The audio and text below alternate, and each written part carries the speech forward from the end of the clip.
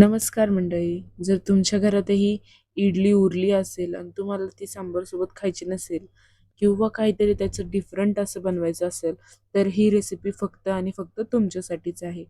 तर व्हिडिओ शेवटपर्यंत नक्की बघा.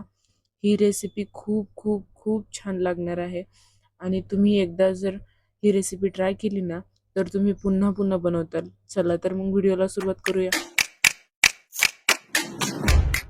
सर्वप्रथम आहे ना, इडल्या आहे ना, अशा प्रकारे कापून घ्यायचे. 4 भाग करायचे आणि त्याला आहे ना, अशा-अशा प्रकारे चिरून घ्यायचं. तुम्ही तुमच्या पद्धतीने तुम्हाला जसं आवडत असेल तशा पद्धतीने तुम्ही चिरू शकता. ही इडली ना खायला खूप छान लागते. आपण सारखं-सारखं इडली खाऊन कंटाळा येतो. त्यामुळे असं काहीतरी डिफरंट आणि एकदम चविष्ट आणि एकदम असं चटपट खूप छान लागते हे खायला. तुम्ही एकदा नक्कीच ट्राय करा. तुम्ही पुन्हा-पुन्हा बनवताल. आणि तुम्हाला जर माझे व्हिडिओ आवडत असतील, तर माझ्या सर्व व्हिडिओंची लिंक मी खाली दिलेली आहे. एकदा नक्की जाऊन चेक करा. आणि मी आहे ना कढईत आता आहे ना तूप टाकून घेतले. तूप तापल्यावर त्यात जिरी, मोहरी टाकून चांगली तडतडून दिली आहे आणि जिरी, मोहरी तडतडल्यावर त्यात आहे ना कढीपत्ता टाकलाय. कढीपत्ता चांगल्या प्रकारे भाजला, की त्यात अशा प्रकारे कांदा टाकून घ्यायचा आहे.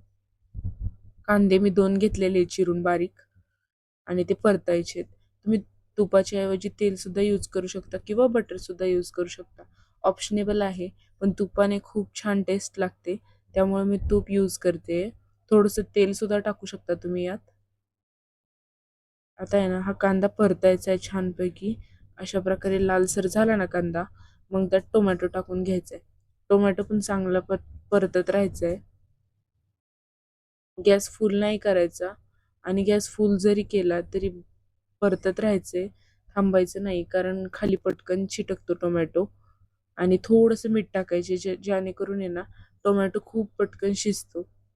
तुम्ही माझे बाकीचे व्हिडिओ बघत असाल तर तुम्हाला हे मात्र लक्षात आलं असेल की मी टोमॅटो टाकल्यावर मीठ टाकतेच. कारण मीठ टाकलं की आहे ना आपला टोमॅटो खूप पटकन शिजतो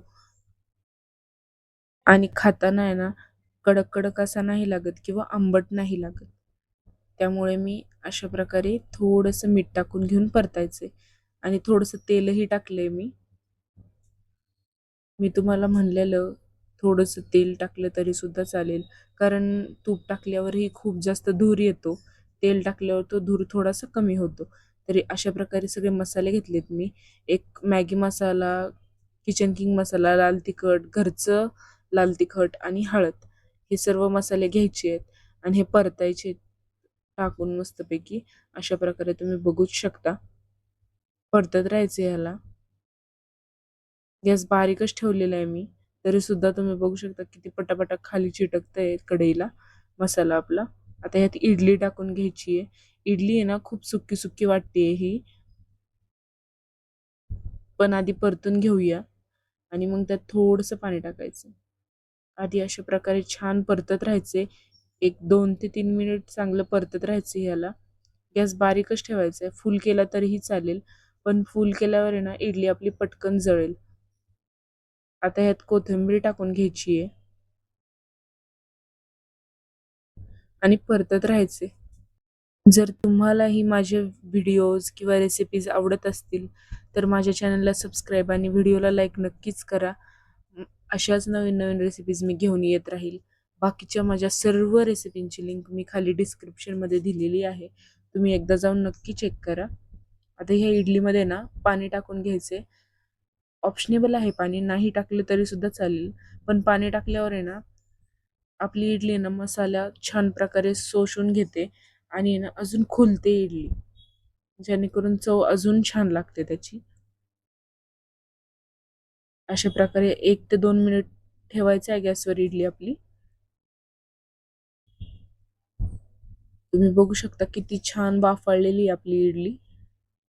ही इडली ना चवीला खूप छान लागते. एकदा नक्कीच घरी ट्राय करा आणि तुम्ही बनवलेली रेसिपी कशी झाली आहे कमेंट्समध्ये नक्की सांगा.